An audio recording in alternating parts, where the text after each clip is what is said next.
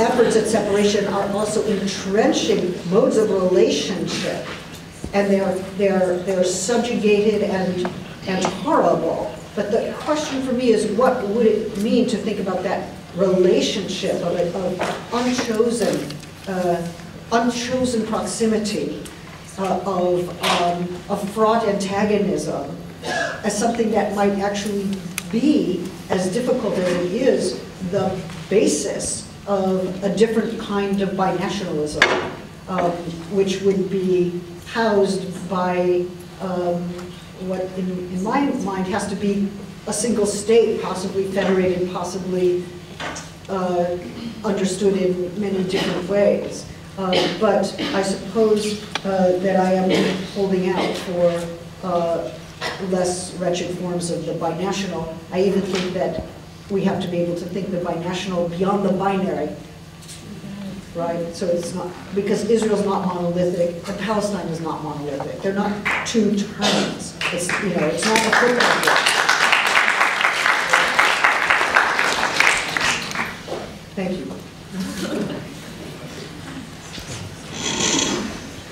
I just want to pick up on a thread that we were talking about this afternoon that talks about the relationship between BDS and queer activism. Yes. And maybe we can think a little more about like your particular understanding of solidarity work in that context.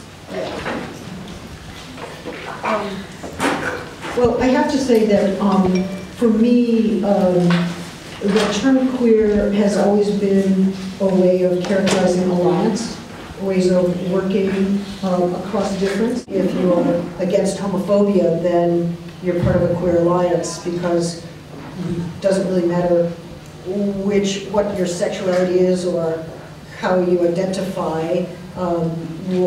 We are very complex in our sexualities, and we are super complex in our identifications.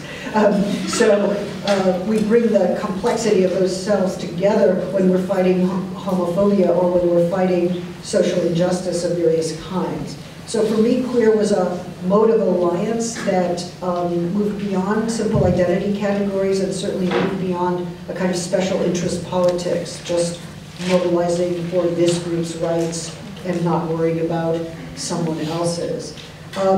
It seemed to me that one of the things that was hardest for me in the 1990s was to see how people struggled when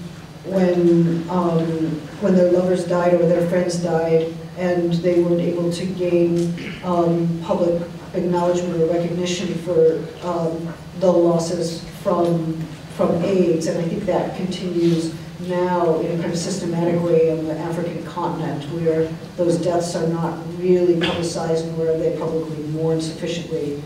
But I think it led me to think a little bit more about which populations are grievable and which are not. I think it's a queer question. I think it's a queer question. It's a question of whose lives count and under what conditions, what gender you have to be in order to be recognized as a real person, or what population you have to belong to for people to believe that your lives are worth sheltering or protecting. And it seems to me that queerness is a point of departure for thinking about those kinds of alliances, and they're not always predictable alliances, right? And they're not alliances between identities, but they're alliances among those who face precarity or who face resistance in certain kinds of ways. It strikes me that queerness is part of a radical social justice project, and if it's not, it's become too narrow. It's become identitarian, or it's bought into certain kinds of liberal frameworks where you represent just yourself or your position at the expense of everyone else. It's hard to think about forms of alliance that aren't just collections of identities, but what I think queer allows us to do is to think about overlapping or analogous transposable conditions that allow us to make alliances across geopolitical differences and in favor of social justice. So I'm hoping actually to work a little bit more on that next year.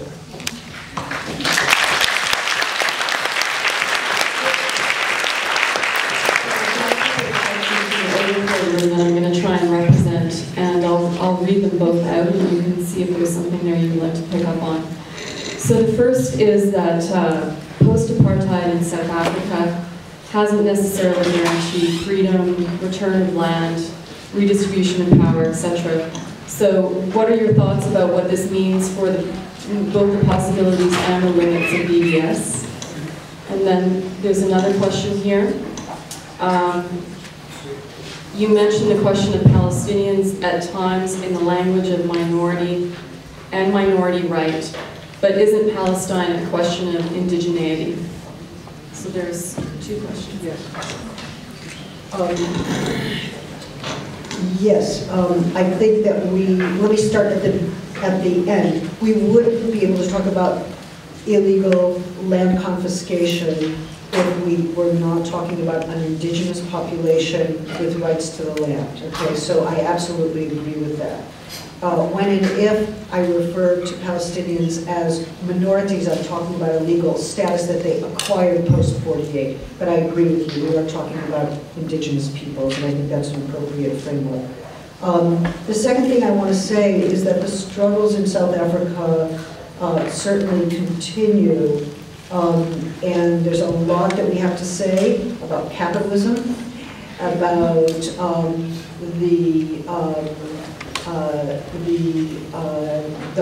the way in which different African states are collaborating with one another to keep certain kinds of markets open, and new forms of power that have emerged in light of that.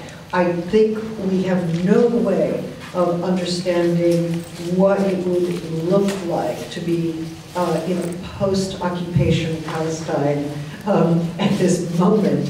But I don't think we need to imagine a complete panacea or a complete resolution of all issues. The question is, which struggle would you prefer?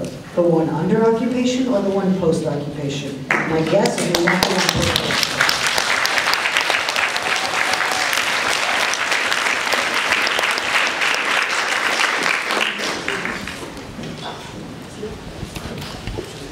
Okay, so we have one final question, then.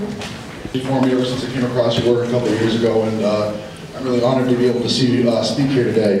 My question, I really much like the way that you said that we have to not talk just about the specifics of the occupation and talk about ideas of justice, and that Israel is not an exception to the rule. And as well, Canada is not an exception to the rule, and the way that we treat Indigenous people here is not very well. And I was wondering what lessons can we learn from BDS and how can they be applied here domestically to Canada? Oh, the last thing you need is someone from the United States to the